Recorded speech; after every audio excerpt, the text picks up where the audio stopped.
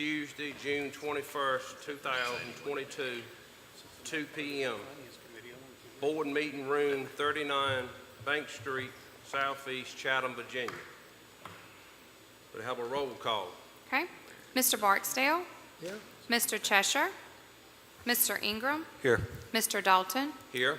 Thank you. And I will also note that we have Mr. Dudley, Mr. Scarce, and Mr. Warren in attendance. Thank you, Ms. McCluskey. No, they got rid of it last week for some reason. They were trying to make it Do we have any changes to the agenda? Mr. Mundy? No, sir. Staff has none, sir. All right. Can I get a motion to approve the agenda? I make the motion. All right, motion by Mr. Barksdale, Second. second by Mr. Ingram. Any discussion on the motion? If not, do All right. Roll. Mr. Ingram? Yes. Mr. Barksdale? Yes. Mr. Dalton? a yes. Thank you. New business.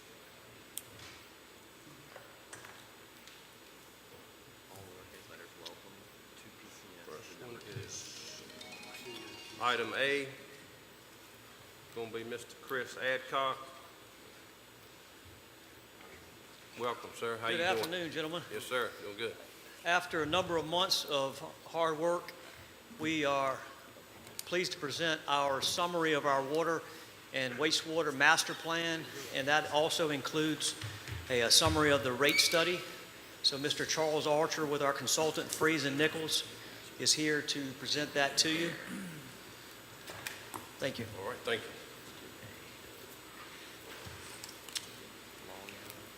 Welcome, Mr. Archer. How you doing today? Good, how are you? Doing fine, thank you. Thanks for having me back.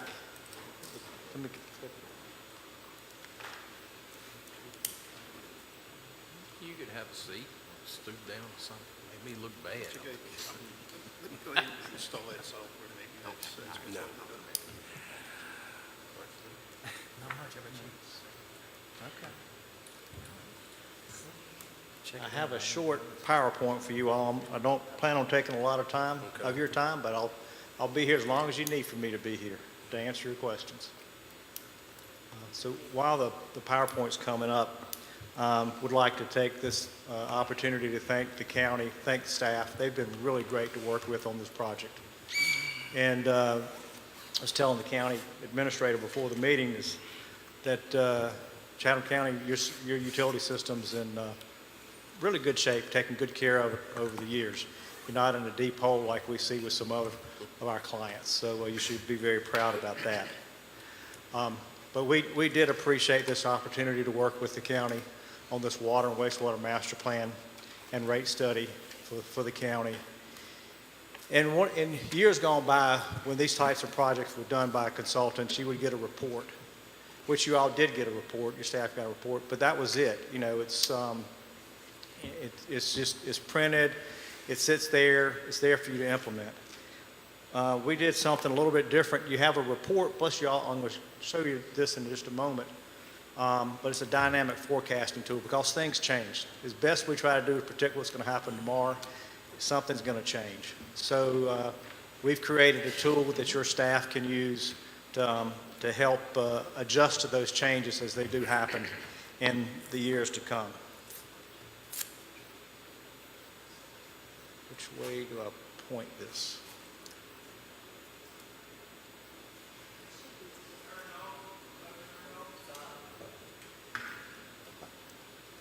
Thank you. There we go. All right.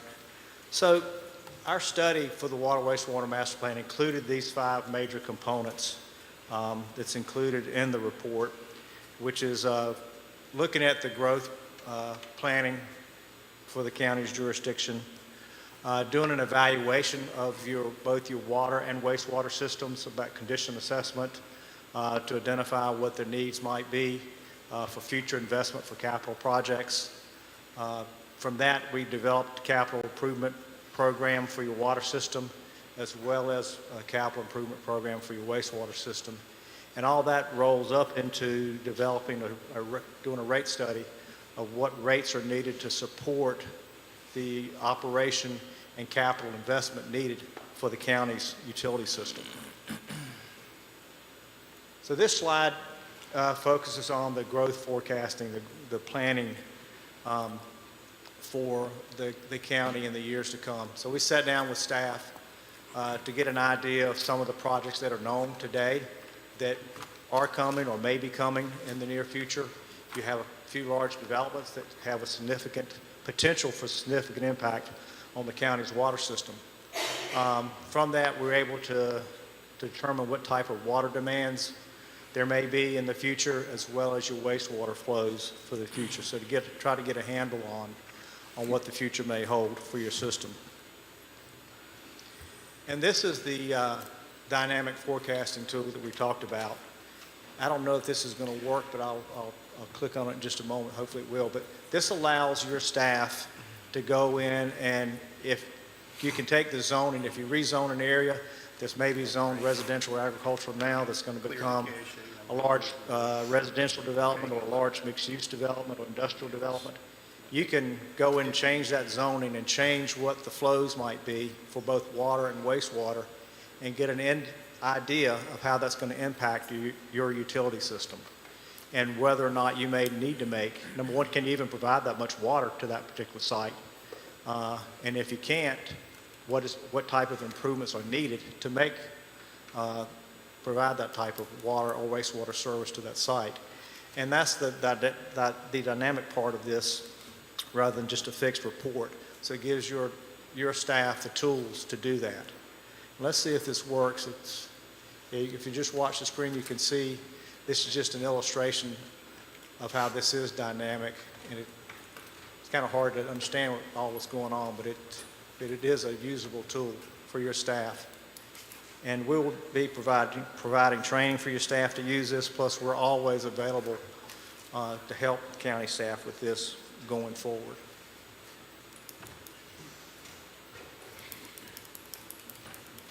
When we got into the system evaluation portion of the study, again, that's looking at the water system and the wastewater systems, what the conditions are. We built a model for a portion of the county system. We used a portion of Danville's model to make this work.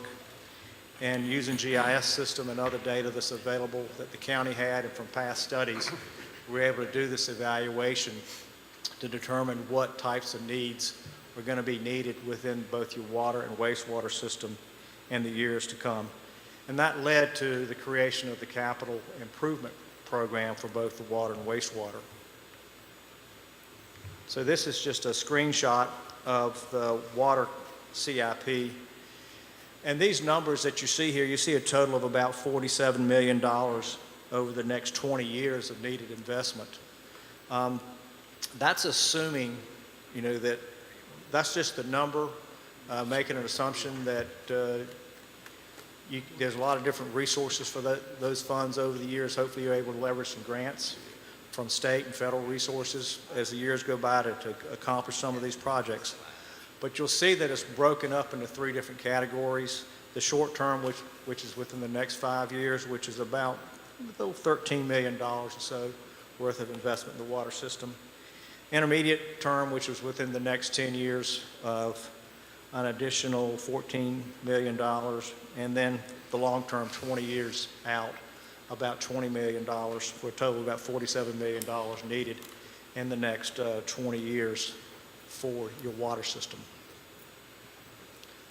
On the wastewater side, we broke this into two different categories. The short term, which is 5 years, which is about $2.2 million, a little over $2.2 million of investment there.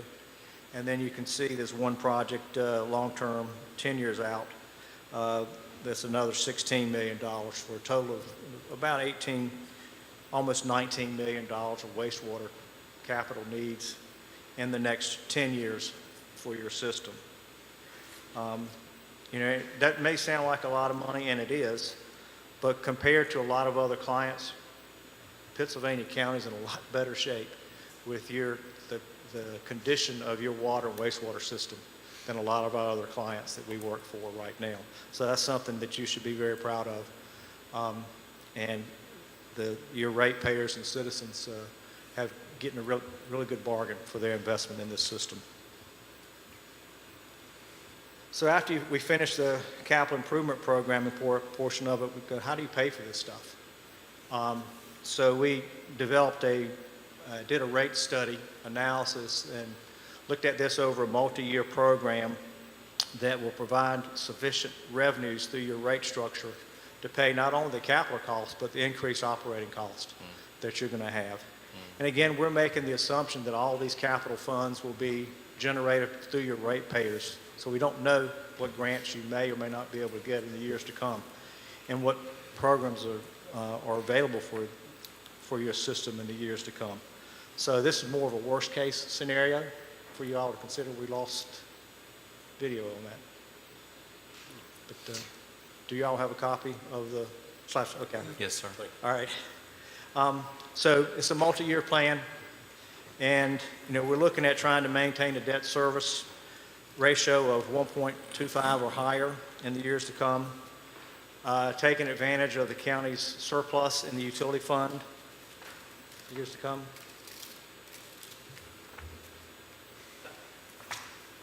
Do you want me to continue on, or? Yes, that's fine. Okay. We have a copy. Okay, and then maintaining an appropriate fund balance to cover the operational cost of the utility system, which we're recommending in the neighborhood of $3 to $4 million, which is 3 to 4 months of reserve operating cost for the system. So if you look at the next slide, these are the recommended rate adjustments for the next 8 years.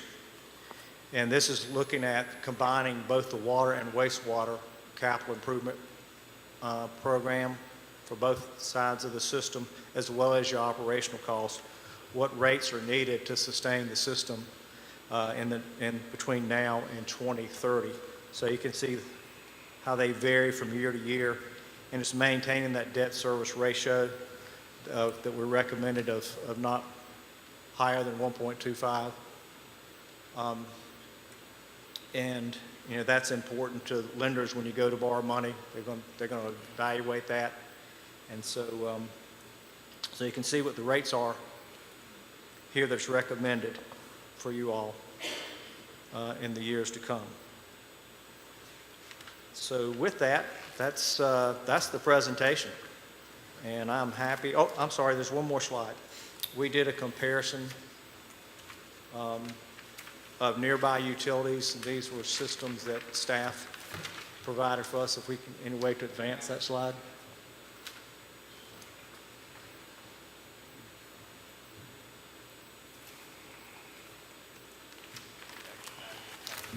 You all have it, so.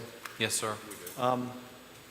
So you can see that the various rate structures for the county system is significantly less compared to this group, that includes Halifax County's systems, a couple systems there, Franklin County, North Carolina, as well as Orange Water and Sewer Authority in North Carolina.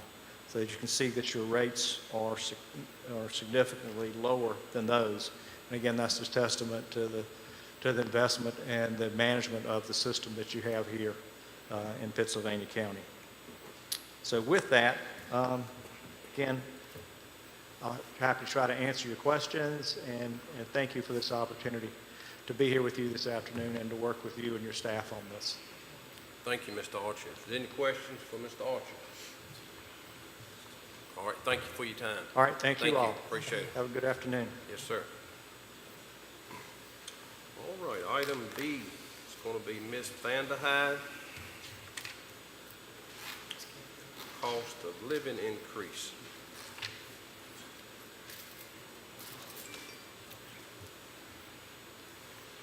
Welcome, Ms. Vanderhyde. Good afternoon. I wanted to come to you all to just give you a briefing of what we've known since our budget process back in December. So during that time, we recommended to the full board, and you all approved in our budget for 2023, a cost of living increase of 3.6% for all county employees on the county's pay plan. Typically, in the last 5 years, we've used the CPI to determine what those cost of living increases should be. Back in December, that figure was 7.4%. And after I and Mr. Mundy met together, we decided that we could adjust that somewhat just because we had given several increases in FY22 that we thought we could adjust that down to 3.6 and it would make sense. At that time, we did not have a state budget. We kind of had an idea that what was being recommended was a 5% increase for constitutional offices, but that's all that we really knew. But we didn't know for sure until June the 8th when we received notification from the Compensation Board that they are recommending that there be a 5% increase cost of living across the board for all constitutional offices for FY23 and another 5% in FY 2024.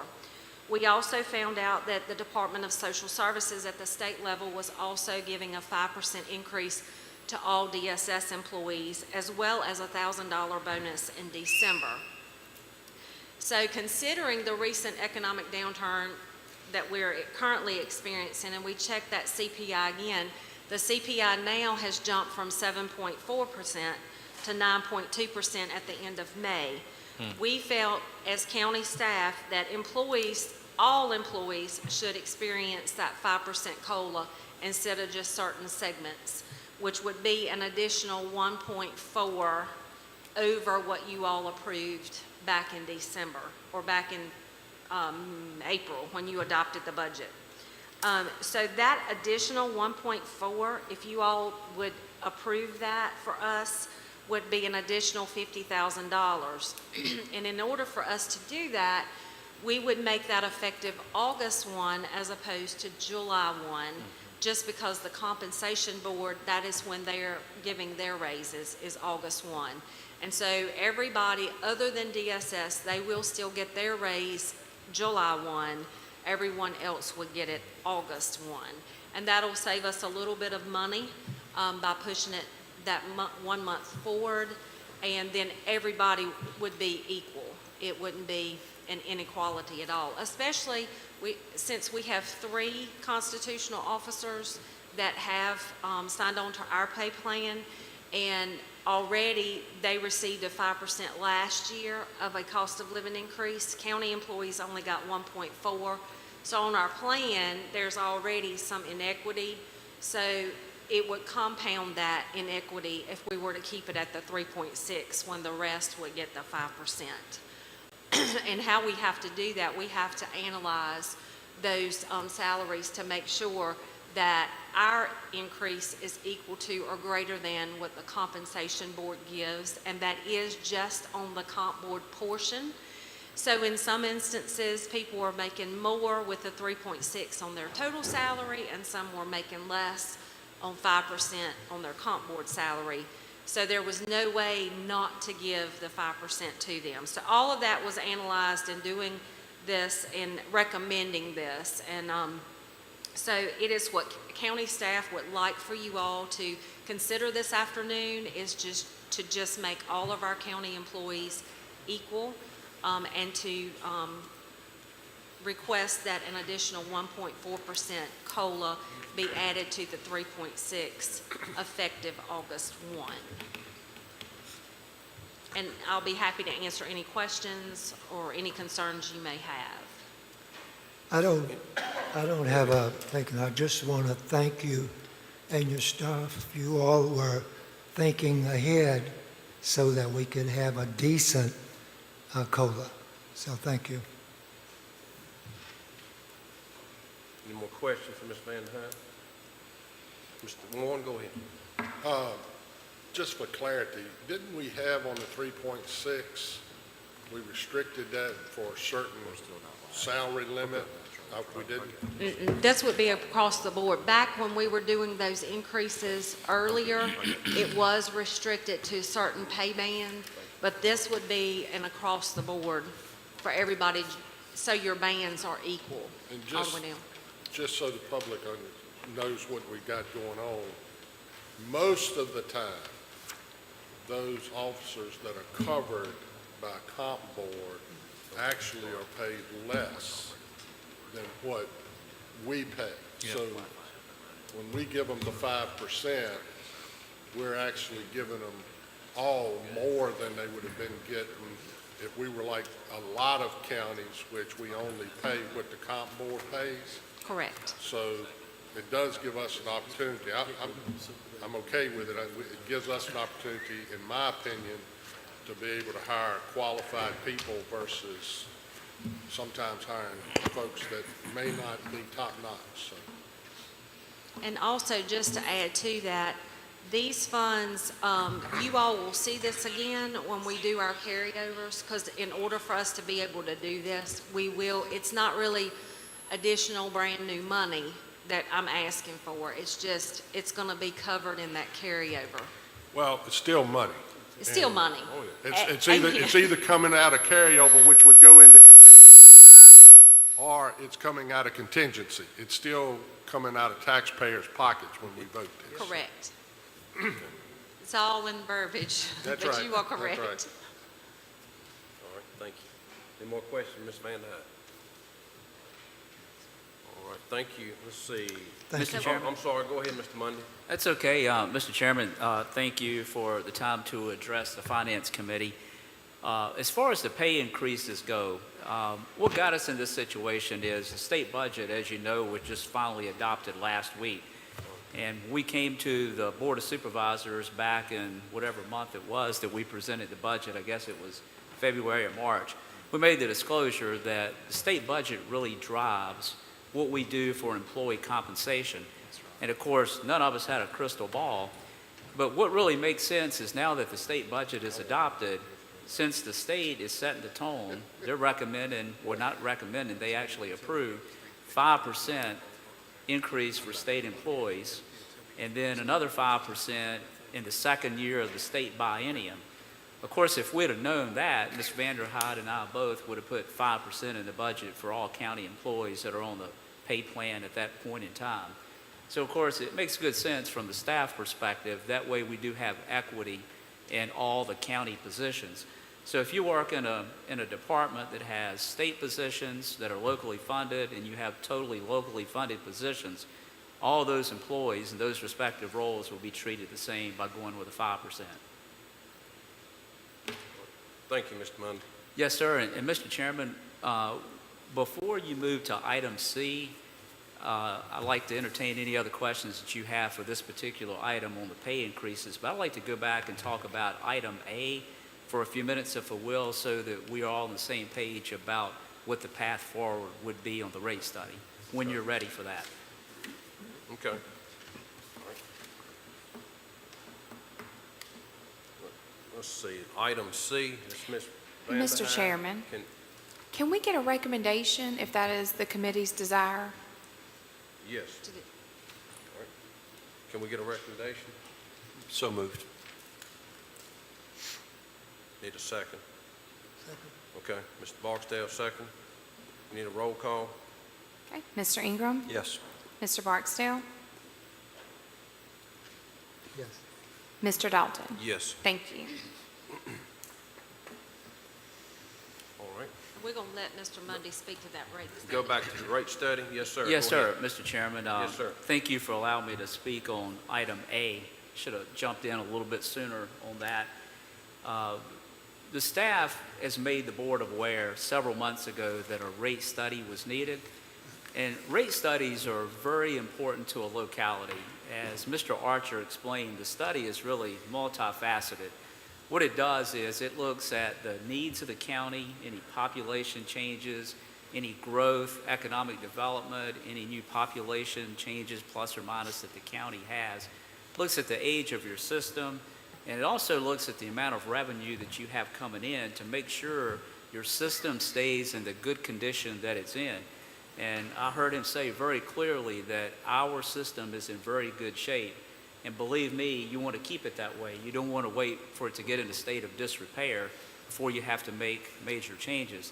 So this is a tool that goes in the war chest of the staff and the county board of supervisors. The staff looks at a tool like this very often. I can tell you that most localities, the way they do it is they do a rate adjustment annually. And rate adjustments can go in either direction. They can go up or they can go down. But the way the staff would use this tool here that Freeze and Nichols has done a good job of providing is they will take this and look at it as a snapshot in time. And between now and the fall, when we need to do something with this, the way it would happen is something might change. Mr. Rowe may come to you with a prospect that may need some water, sewer capacity added, and a number may change in that. You may have something break that was unanticipated. So what we're saying that we do with this plan here is we continue looking at this analysis over the next couple of months. We tweak anything that needs to be adjusted. And then the staff will come back to you most likely in November, if it be your pleasure. And that's certainly what I'm asking you to consider. The staff would come back to you possibly in November and put this up for a public hearing.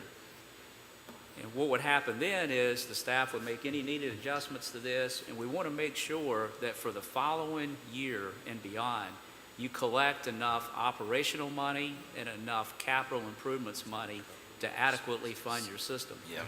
And then the good localities that I have seen, they take these studies and they automatically each year use these rate studies to put proposed fees in there for water and sewer when they prepare the budget for the following year.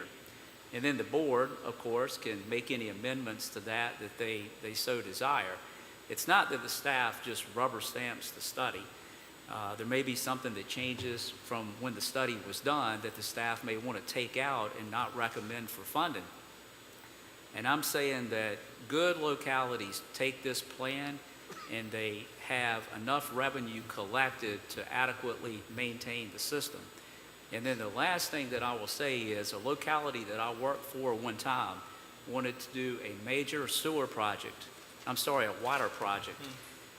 And the funding body for this particular grant, they looked at the rates that the locality charged, and they were 1 cent below what the locality should have been charging based upon the cost to operate the system, and the grant was denied for several $1 million.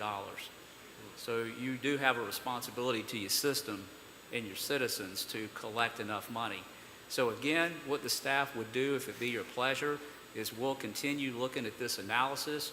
We'll come back to you sometime in the fall, most likely in November, have a public hearing. We'll have recommended rates for you to consider. You take the citizen comment, you make a decision, and then if it be your pleasure to pass those costs on for the cost of operating your system, you would do that on January 1st. And then going forward, the staff would take the study figures, put that in the proposed budget, and then you would consider that as a part of your annual appropriation. And Mr. Chairman, if you have any further questions, that's what the staff suggests that happen with this information. Thank you, Mr. Mundy. Any questions for Mr. Mundy? No, sir, thank you. All right, moving on to item C, we got health dental insurance premium review. Ms. Vanderhyde. Yes. I just wanted you all to be aware that we have received our rates for the coming year from Anthem as well as from Delta Dental. There will be an increase in our health insurance rates. It is an average increase of just shy of 10%. We have done well these last few years, but we knew at some point we were going to experience a rate increase. So I am working very closely with Ms. Worley at the school board. Of course, they have the majority of the employees to determine how we will pass those along, but our intention as we get started on this is to continue with the fact that we are helping all of our tiers, whether it be subscriber plus one, subscriber and a spouse, and family coverage. That's our primary goal, to where they're not experiencing the brunt of the increase. And just so you all know, there is $100,000 budgeted in the FY23 budget, and we do have all of the increase from FY22. We didn't use any of that increase this year because we did not have a rate increase. So there's a possibility of $200,000 to be used for that. But I will be bringing forth rates for you all to consider. We also would like to continue the $800 amount that you all give for those that are in our high deductible plan for their health savings account. That is so that we can drive more people to the high deductible plan. It makes our people more responsible for their own health care and choosing better options as opposed to going to the emergency room when they have a migraine headache and going to, some of our one-stop shops or maybe online to get some help with those problems instead of going to the high-dollar option.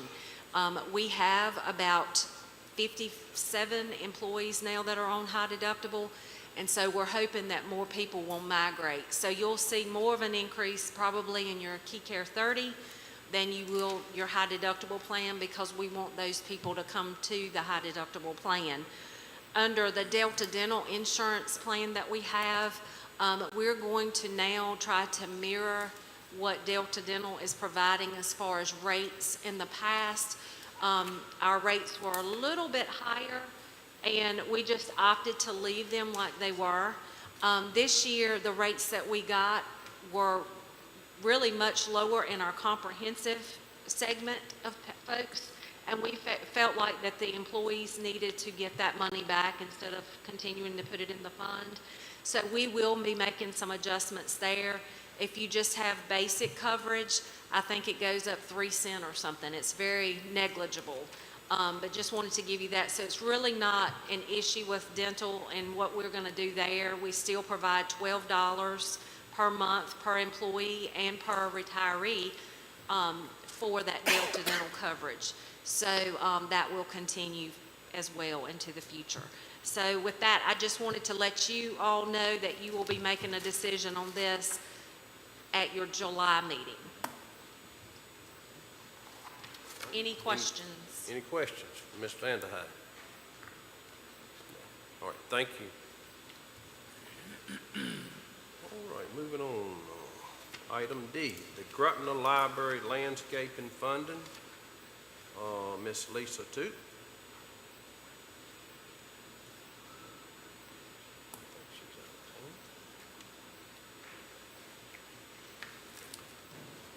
Welcome, ladies. How are y'all doing today? We're great. Good, Thank good. you for having us, and we're here on behalf of Lisa. She has put before you a proposal for $100,000 additional funding for an expanded landscaping project at the soon-to-be newly renovated Gretna Library. And so we are members of the library board and friends of the library, and we also have the librarian from Gretna, and I want Adrian to talk first. Come on, Adrian. Thank you all for the opportunity. Well, first off, it is underway. They have started on the inside, and they have so far did the bathrooms, or are still doing the bathrooms. So it is a little noisy there, and we have asked our the citizens to be patient with us because it's not typically that noisy, but it has gotten quite noisy. But we're very excited about the project, and pretty much, I guess, the expanded landscape plan will take the Gretna Library renovation from a really nice library in Gretna to a really nice community center in Gretna. Bringing more community members and visitors to the library to see and appreciate what the county's library has to offer. The amount we are requesting is 22% of the total project. We have been, as you all know, Lisa has diligently been seeking funds for grants and other things. And, you want me to go into? Okay. And the PPL Foundation and the Library Board of Trustees are committed to funding the remaining 78%. The PPL Foundation has already raised $195,000 for this project, with another $80,000 in progress. But without the county support, funding from other local funding organizations will not happen. The DRF grant of $150,000 is specifically contingent upon the county's contribution, and that is true for some of our other funding organizations. Again, we have one family who has also contributed a nice amount for the reading garden that we propose to do. I think in the slides that she sent, you'll see all the different things that we're trying to do and want for the community.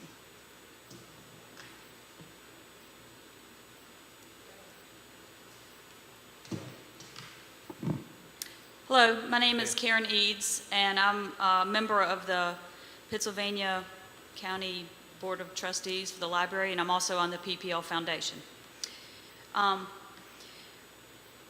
What I wanted to say was a little bit different. When this area gets new companies and new manufacturing plants, such as Rage Plastics and Hurt is coming. I heard the man earlier mention Matterhorn and Tyson. Surely we will be getting some places coming into Berry Hill. There's some empty spots in Cane Creek, the Ringgold Industrial Park. When these places come in, frequently the corporate and executive level management flits off to Greensboro and lives down there. And they spend their money down there. They send their kids to school down there. And I would like to have them, at least some of them, stay here and spend their money here and increase our tax base. With the casino coming, not all of those corporate people are going to want to live in Danville. Some of them are going to they're going to see how beautiful it is up here. They're going to be attracted to our rural landscape and our friendly people, and they might want that lifestyle. And I think that amenities such as the amazing new library that Gretna is going to have help attract these new families, especially those with children, to live in our area and not leave. I know this for a fact because my family was one of those families. We moved here in 2010. In the 30 years that I've been married, I have lived all over the country, north, south, east, west, and also right in the center in Oklahoma. And in all that time, I've dragged 3 or 4 kids and dogs all over the country. I have never seen a library that comes anywhere close to the one that's envisioned in Gretna. And I've lived even in California, Pennsylvania, everywhere. And the Gretna Library is going to be an amazing place as long as we can get it fully funded. To wrap up what I was going to say, I think we need to do everything we can to make this area as attractive as possible for as a nice place to live for all the new families that are going to be coming in the years to come. Thanks for your time. Thank you. I think from a fiscal point of view, you'll want to remember that what we're asking for from you is 22%, and the fact that Lisa Tu, the head librarian, has written grants, gotten funding, and done an amazing amount of work to get the other 78% in funding and commitment from the Friends, of which we are members. And when we say that we will provide the rest of the funding, we will, because we are a very cohesive, active group of library supporters. And one thing I liked about what Karen said is that this is about vision. And I know you are charged with the future vision of this county. And so I'm just asking you to imagine Gretna High School, Gretna Middle School, with a beautiful library and beautiful grounds sitting in the middle, which will be a major attractant for our community members. And so as you consider this request for funding, we just want you to know we're committed to doing our part, and we hope that you will support us with your role in this. So thank you for listening to us. Thank you. Y'all have any questions for the ladies? No question? You got a question, Mr. Warren? I don't really have a question. I just kind Comment? of have a statement. Okay. I've been supportive of the libraries all along. Two or three statements I'd like to make is first is I hope you all will get as enthused to bring the Mount Herman Library up to the same level that I've just seen right here, because I'm a little bit envious of what's going to happen in Gretna. I do want to point out, because the number of 22% has been heard quite often, but actually the county's already stepped up to over half of what the original project was. Correct. So you know, the county's done a lot more than 22% to see this dream come to fruition, which I'm very happy for. I am disappointed in everything I read, and this is not a reflection on the library and your committee at all, but it does disappoint me that so often we have something like this going to happen in one of our towns, and it is of significant importance to the county, but it is really, really beneficial to the town of Gretna. But I didn't see any money in here where Gretna was stepping up to assist with this, and I find that disappointing when it's going to be so beneficial to the town of Gretna, and they don't see y'all's vision and the county's vision. That's disappointing. You know, it doesn't matter how minor the monetary contribution is. It's more about doing something and reflecting the support. So I hope as we go forward with projects like this, we'll keep in mind to address the town earlier. So that's all. Can I say Thank you, one more Mr. thing Warren. about Sure. that? I don't know any specifics about money coming from the town of Gretna, but I do know some specifics about some local citizens in Gretna. One family in Gretna has already written a check for $25,000. Wow. And I believe we have another citizen of Gretna who is committing to $10,000, and there may be even more. So I know that some citizens, okay. The Friends of the Library, thank you, Adrian. The Friends of the Library in Gretna is contributing $20,000. Yeah, I'm talking about them using I their know, tax you're dollars. talking about the town. Yeah. So And I where's- can't speak to that, but I can speak to the local citizens. Yeah, well, the governing body should be stepping up, helping with that project. I mean, we all have donors to help our fire departments and everywhere, and I appreciate every one of those donors willing to do that, but our governing bodies in the town should be taking notice of these kind of efforts that you've put forward to raise almost $500,000. You know, kudos to you all. So, thank you. One last comment. We're not this good at this like you guys are. So we should have started off by saying thank you for the $500,000 that you gave us for the interior renovation. Thank you. I in no way meant to ignore that. So yes, it's 22% of the current outdoor increase. The inside, you guys are handling. So thank you very much for that. Thank y'all. Yes, and Thank like you. she said, we do, as a staff member and our staff, really, and again, our staff is so excited about the whole project, and we're so grateful for each of you all being, taking part in that. And come on up to see it too, while they're doing it. We are gonna try to do some little videos and, post them so people can know the progress of it. But if you in the area, stop on through so you can see what y'all are, contributing to. And again, thank y'all so All right. much. Thank y'all. Appreciate that.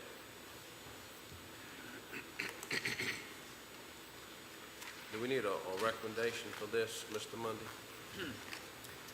Mr. Chairman, it's for the board's pleasure at this time, in order to identify a funding source and approve the expenditure, you would need a recommendation to the full Board of Supervisors due to these funds not being in the current budget or the upcoming budget. I'd make that motion. Find the money. Motion from Mr. Ingram. Can I get a second? Get a second, Mr. Barksdale? Yes. Okay. Second, Mr. Barksdale? Yes. All right. We'll get a roll call, Mr. McCluster? All right, Mr. You Ingram? gonna have some discussion on that? Oh, I'm sorry. Yes, I'm sorry. Yeah, any I would discussion? assume we're gonna be looking at coming out of contingency. Yes, Mr. Chairman, is it appropriate for me to ask our library professionals or delegation here one question, because I want to be able to Yeah. answer Mr. Warren's question with a little bit of knowledge? Yes, that's fine. Okay, to my library friends, first of all, good job. You do great in raising funds, so my hat's off to you. What I'm wondering is there a hard deadline as to when the DRF needs to know whether the county is going to put up its $100,000 or not? If you look at the timeline of the building process, it's simply a matter of you won't get funding from them until we get funding from you.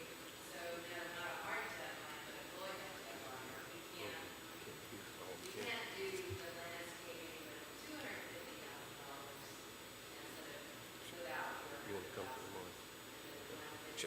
Excuse me, Phyllis, can you step up to the mic, please? Some of the members can't hear you. All right, thank you. Yeah, you just, Okay, what I was saying in answer to Mr. Monday's question is, there's not a hard deadline, but we don't get the grant from the DRF for 150 unless we get the 100,000 from you. And I believe that's in Lisa's, to the head librarian's information packet that she gave you. Does that answer your question? Yes, ma'am. Okay. Was that it? Yes, ma'am. Okay, all right, thank you. thank you, Phyllis. I got a follow-up to that now, Mr. Mundy. Go ahead.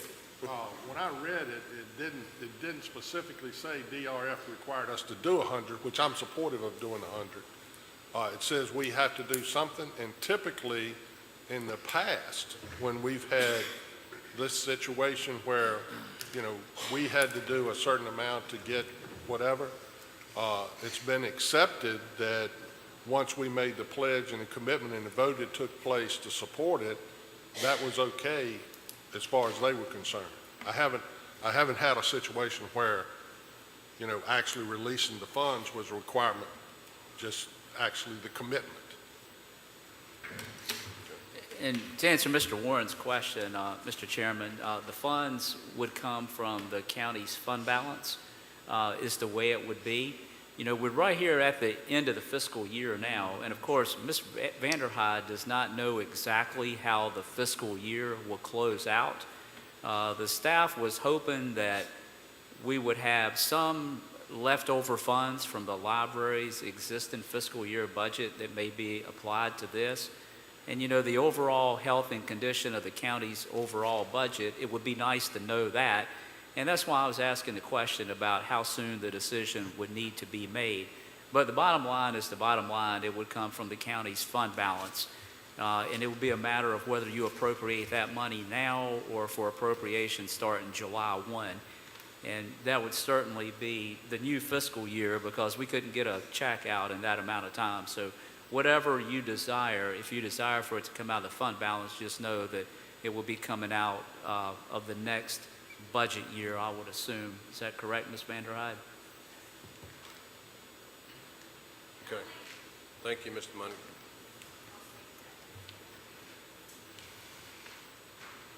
And I think what would need to be recommended, if that's truly your desire to help with the $100,000, just making the commitment that the money will somehow be found. It's not like we do have to strike that check.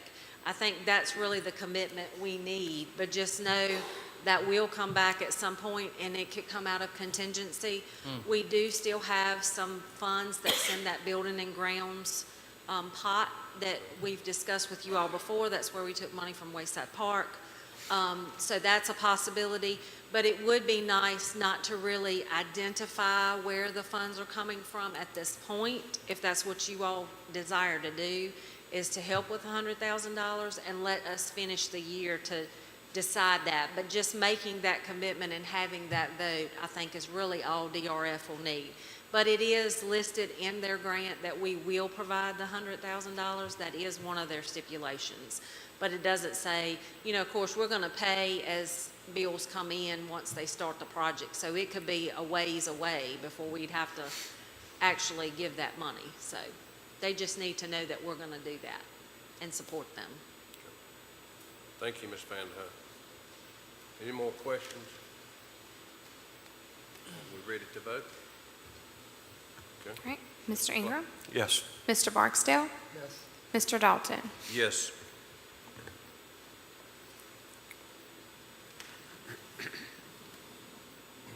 All right, item E, the ETC renovations. It's going to be Mr. Slimp and Ms. Kazee. Welcome, sir. Good afternoon, everyone. afternoon. I'll start, and then if you have some questions, Ms. Castee's going to jump in and help me out here. So one of the projects that, when I took this position over, that following up on was some things we needed to do potentially at the election center. I was given a report by Mr. Mundy. He gave it to me from back, I guess, late last summer, early fall. that identified just a couple of issues that we needed to follow up with at the election center. Most of these surrounded some security issues, and the other one was, and these are all physical type things, but the other one was to improve the accessibility for folks with disabilities. The study suggested and recommended that we have an entrance that was closer to the front of the building versus the back of the building. So I met with Ms. Kazee to discuss those things with her. She has identified in her budget roughly $100,000 surplus this year because there was no June primary. So the money is in her budget to do some of the improvements that need to be done, not all of them, to be honest with you. Talked to Chris Adcock and asked him to talk to a couple contractors, which we've gotten such a wide array of prices so far. We would really need to probably do more of a true spec on that and bid it out to get narrowed down on the prices. And of course, right now with the way construction costs are, you don't know what's going to happen either way. But it's our recommendation that we go ahead and look at doing those improvements and earmarking the money that she has now that's in the budget and using that as those to do those improvements. I'll let her, and I'll answer questions, and she's here too to answer questions if you have. Okay, any questions for Mr. Slim? Go ahead, Mr. I'm Warren. sorry I got No, all the you're questions fine. tonight. Go ahead. That building is ADA compliant currently, is it not? As far as I know it is, but the report said it needed to have an entrance toward the front according to the... But we got the occupancy certificate and it approved Yes, by... sir, that was true, yes, sir. Yeah, okay. Is during the elections, most of the people comes in the front, is that correct? That would be a question I'd have to Okay. get her to answer for you then. I mean, I'm just thinking back when I went to vote. Try this. Go in the front. See if this is better, Kelly. Thank you. Thank you. Thank you, Mr. So Slim. yes, when voters come in, they typically come through the front door, but the front door does have a step. So what we've been using for folks with a walker or a wheelchair is the back door, and that has its own issues. We don't have ability to see it, or it doesn't have open access for the public to come through that door, and then they have a long hallway to come up. So what this does is it allows us to have a ramp access to the front of the building, to make us more accessible and more secure. All right, thank you. Any questions, Yeah, follow-up questions? how much parking do we have up top? I mean, I'm not saying I'm against any of this stuff. I'm just trying to think about this building. I mean, we got this building, we did all these nice renovations over there to give you a better and bigger place, but yet, parking is an issue for the back. We've been able to secure some of that, but, well, I mean, we have 6 spots or something like that across the road, or? So there are 2 handicap parking spots on the side and a 10-minute parking spot on the side of the building, but there's conversation on compliance with that too.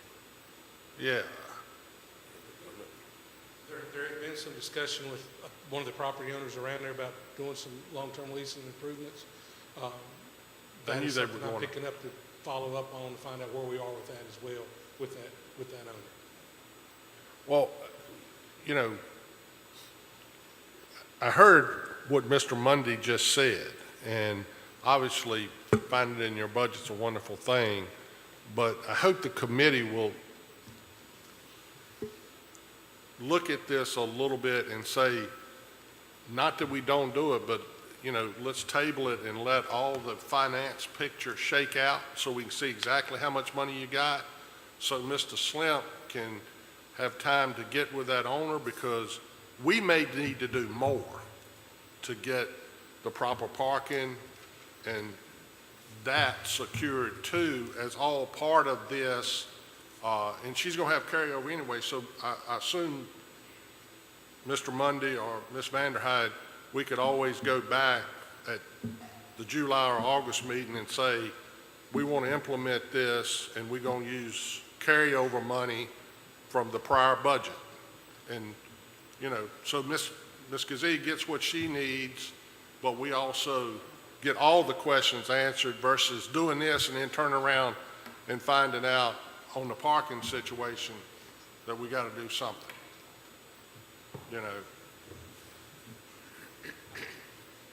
I was telling Ms. Kazee, I think the biggest thing is, one, we've identified the money, but we want to make sure that that we somewhat earmark that if we do go this route, that we don't lose it, July 1 at the end of this fiscal year.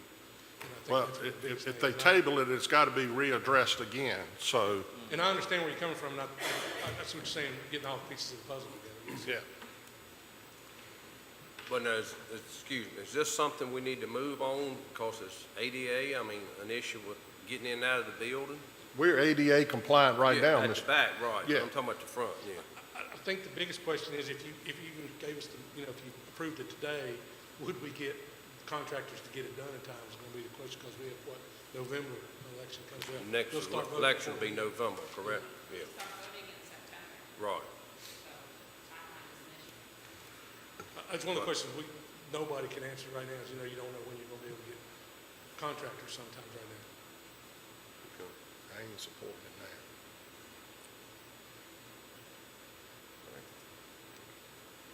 Any questions for the, question? All right, thank y'all.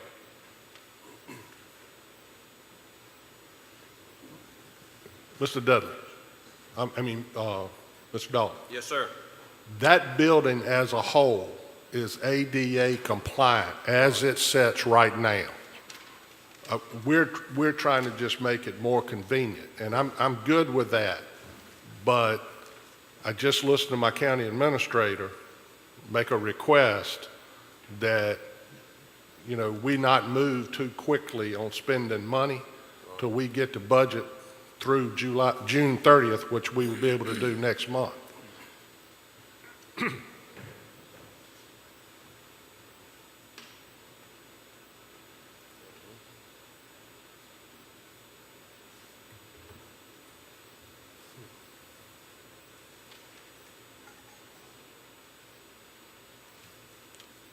Did we get any recommendations from the committee for anything?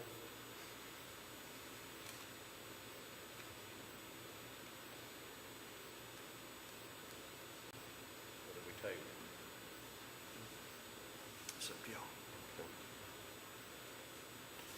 Mr. Slim, will you have the information we need by the next meeting? Would you be able to provide what, as far Yes, as the sir. parking issues? See if we can get that. And we ought to could be able to table it do and that. do Yes, sir. something in July? Yes, sir. Okay. All right. Yeah. We I do, think- all right. Do we get a recommendation to table it to next month? I'm sorry, go ahead, Ms. Kazee. I just wanted to make the statement that this assessment, this report that Chris is speaking of, was submitted to the county last year, and nothing has been done until now. Okay, thank you. All right, can I get a recommendation to table it to July? Yeah, let's go ahead and do that. It'll be my motion. Okay, get a second? A second. All right. Can you clarify exactly what that motion was, please? Yes, to table the renovations to the ETC renovations until July 1, or July meeting, excuse me. Thank you. Any discussion on the motion? Not, can we get a roll call? Mr. Ingram? Yes. Mr. Barksdale? Yes. Mr. Dalton? Yes. Thank you. Moving on to item F, EMS bill rates increase. Ms. Casey. Welcome. How are you doing? All right, how are you guys? Doing fine, thank you. So the Fire and Rescue Commission met last month and performed an ad hoc committee to review the county EMS billing rates. So we contacted the AMB billing company to provide a national average of EMS rates nationally. And by looking at the current rates versus the proposed rates, we were below average on all but one. So right now, for the BLS life support, non-emergency, we're currently at 600, and the national average is 600. Your basic life support emergent is national average of 650, and we're below average at 600. Your advanced life support, non-emergency, right now we do it for $750, and the national average is $775. Your advanced life support emergent is right now being done for $750, and the national average is $800. Advanced life support 2, right now we do it for $900, and the national average is right at $1,000. Treat and no transport, meaning we get there and we give medications or we do 12 leads. We charge right now $400, and that's the national average. Our patient refusals, where we go out and check that they do not wish to go to the hospital, the national average for that is $100. And then the mileage, the national average is $18, and ours currently right now is $16. So the Fire and Rescue Commission is requesting that the board hold a public hearing in your July 2022 business meeting to allow citizens to comment prior to enacting with the proposed revisions. Do you have any questions? All right. Any questions, Ms. Casey? All right, No, thank you. Appreciate that. Do we need a recommendation for this? Yes, sir. For the public hearing? All right. Can we get a motion for the? Yes, sir. So moved. All right. Second. Second. Any discussion on the motion? Great. Okay. Mr. Ingram? Yes. Mr. Barksdale? Yes. Mr. Dalton? Yes. Thank you. All right, moving on to item G, potential drug box regulation changes. It's going to be Mr. Keys and Casey again. Welcome, sir. Thank you. All right. Good afternoon, everybody. All right, in September of last year, we had some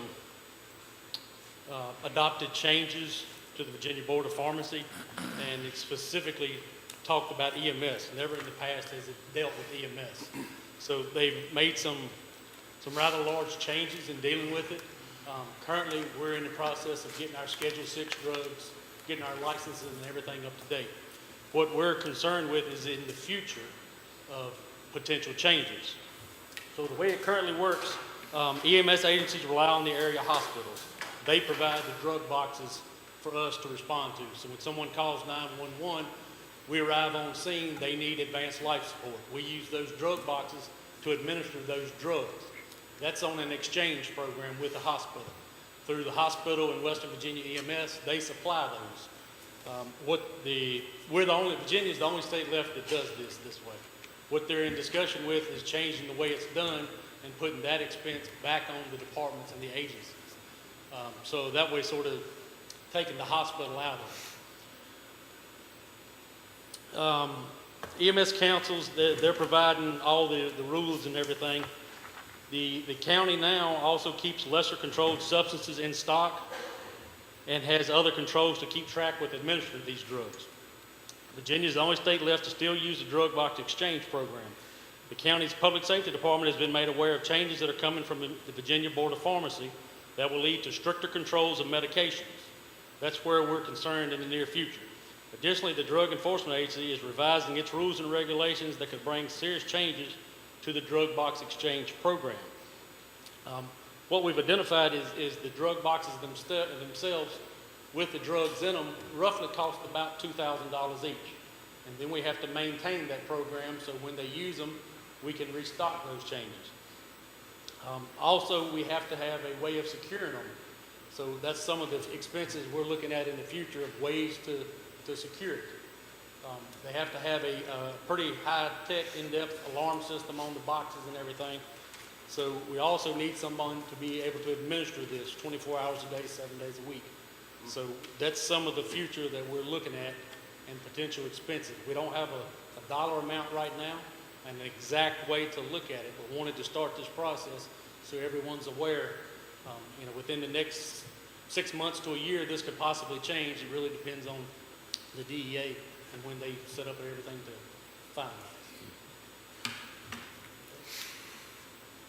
Any questions? Any questions for Mr. Key? Mr. Bourne, you're going to have all the questions. I guess it's You're my the question man tonight.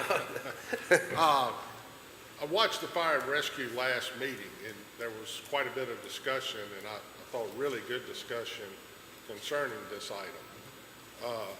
And as coincidence would have it, shortly after that meeting, I'm looking at my local paper, and the drug dispensary at our local hospital just got penalized a fine of $4.36 million. So it certainly, after listening to them and then seeing this kind of stuff, gives me a lot of concern as an elected official with the potential liability that we could be forced to assume, we're going to be forced to assume, it appears, at least for our paid folks. And it brought back to mind the same problem that comes up really often with our county, is the sheer land mass of the county. It's not like we have one hospital where our folks takes people to. We take them to Martinsville, I assume. We take them to Danville. We've even taken some to Eden because of the diversion. Well, then coming back and getting your drug box loaded from a central location, if we put it in Chatham, we already have a problem with the guys getting back in service. So I noticed in watching that meeting that there was conversations about the licensing. Do we do it of individual agencies, or do we do it as one collective agent? And I think the license fee they were throwing around was about $120. Yes, sir, $120 a year.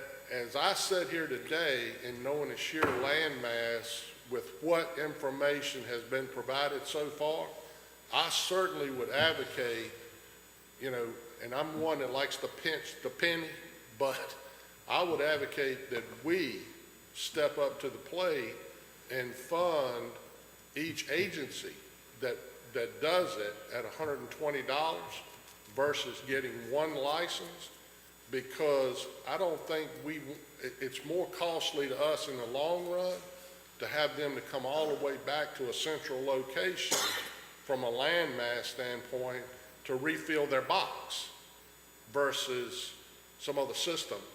Do you think there's any possibilities that with this coming along, there'll be private entities that will jump into this in any way? I mean, I'm trying to look at an angle where somebody might jump in because they think they can make money off of it, but. Yeah, but I'm thinking that more agencies are going to get out of the ALS business. I'd hate to see that, but I mean, with the cost and, just the initial cost and the continued upkeep, because these drugs do expire, and then you've wasted $150, $200. But, that's just part of the business of the continuation of EMS. You're probably going to see them just drop down to BLS. Right? Yes, it's a very good possibility. I mean, all agencies could do away with ALS service and then put that on the county. So Well, that's where they would have to step up with, QRVs or paramedics that could respond also.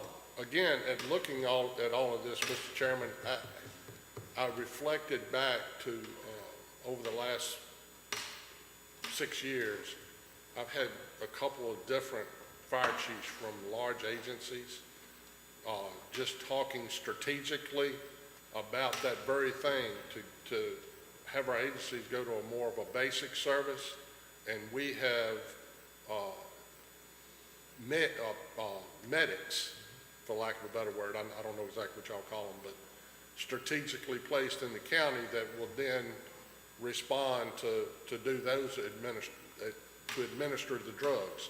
Then it would make sense to have one central location, but to have all volunteers, I can't see somebody from Cool Branch wanting to come all the way. I mean, think about it, come all the way back here to resupply.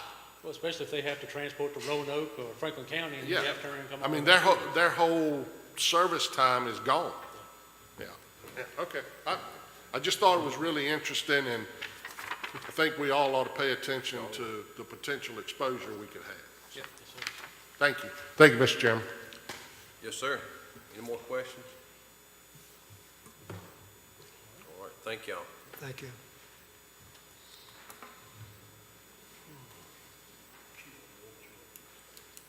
Do we need a recommendation for this, Mr. Mundy? Just any consideration, anything for this item? For this matter, Mr. Chairman? Yes, sir. Information only at this time. Yeah, I mean, And, we appreciate really the know how long comments. it'll be until we need to do it. I mean, just put that on your radar screen for now, and any changes, any impact that the staff anticipates, they'll keep the board apprised.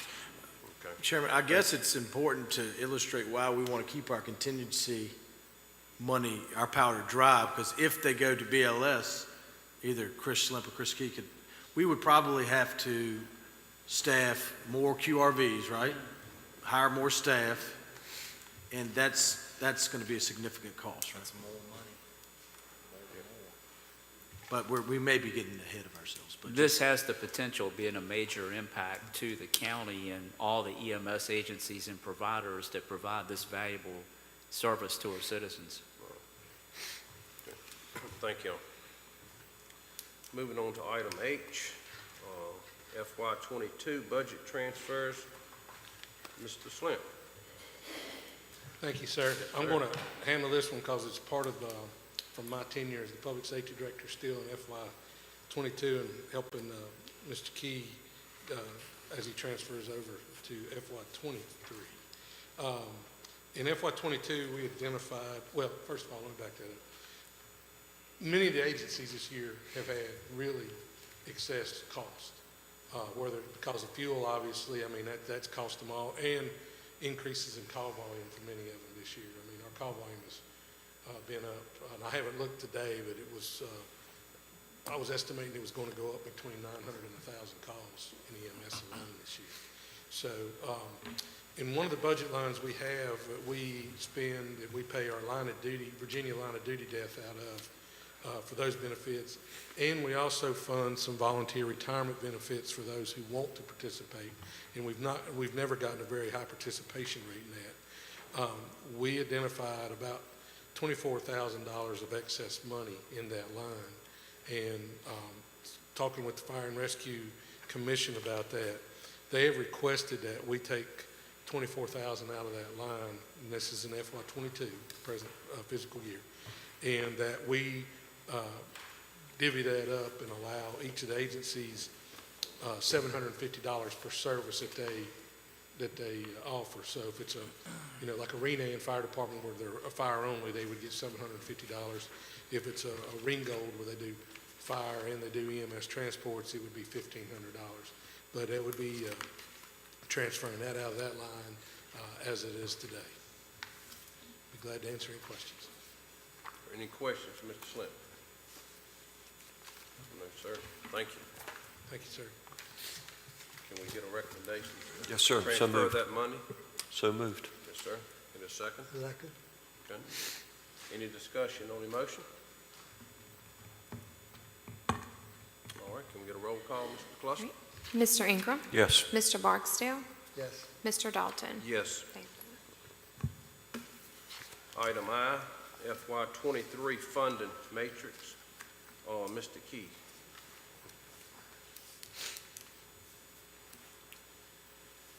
All right, in dealing with the funding matrix in fiscal year '22, the Fire Rescue Commission, along with the board, approved new funding matrix, which gave each volunteer fire and rescue agency a base amount of funding. For the fire departments, it's $23,000, and for the EMS departments, it's $25,000. And then additional funding is based on the call volume. Due to the increases in call volumes, additional funding is needed for the fiscal year '23 county budget to appropriately fund the matrix. This is needed for the additional, there's a need for additional $24,000 to fund the matrix correctly and to give those agencies with increased call volume the appropriate amount of funding. We had 5 agencies that the call volume increased in their territories, so that raised that amount of base funding up that we would need. $24,000 is being requested from the county's fiscal year '23 contingency budget line to correctly fund the matrix. At the April Fire Rescue Commission meeting, the Fire Rescue Commission discussed this budget issue and voted to request the board to appropriately fund the matrix.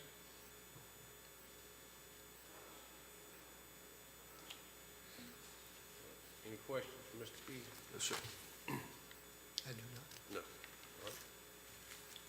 All right, thank you, Mr. Key.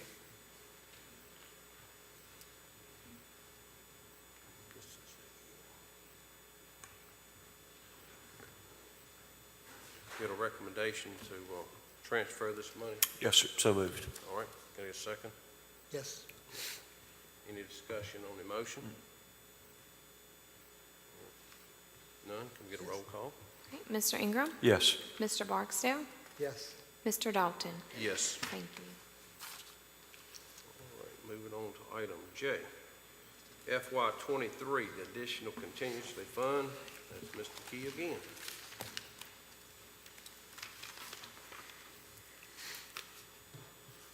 All right, the fire rescue's fiscal year '23 county budget request was requested to increase the volunteer base allotments by an additional $3,000 per service the agency offered.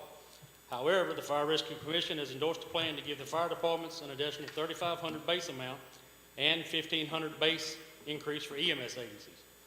That way, to make it equal across the board, each agency would receive $26,500. Also, Angel Search and Rescue would receive an additional $1,000.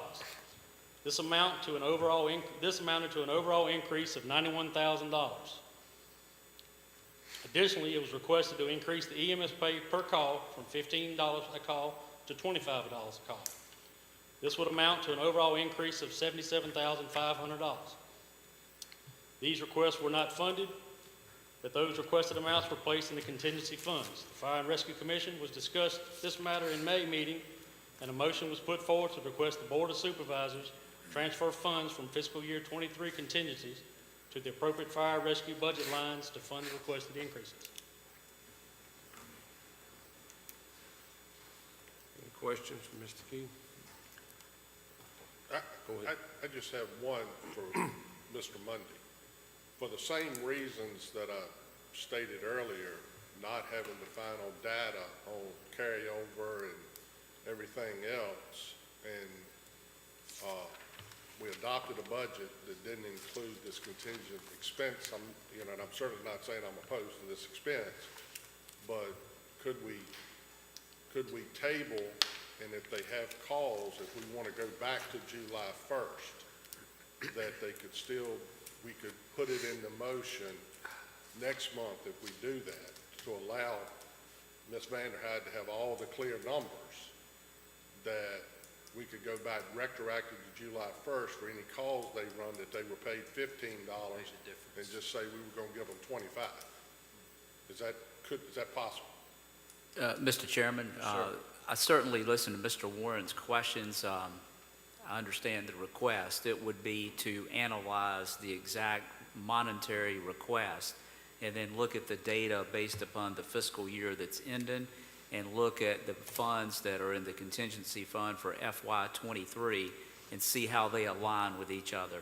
And then come back to the board next month and then make a more informed decision based upon that information. Is that correct, Mr. Warren? Yeah, that's what I'm saying. And because there may be enough carryover in some other line item that we don't have to hit the 2023 contingency fund now, we could use carryover from another line item, so to fund it.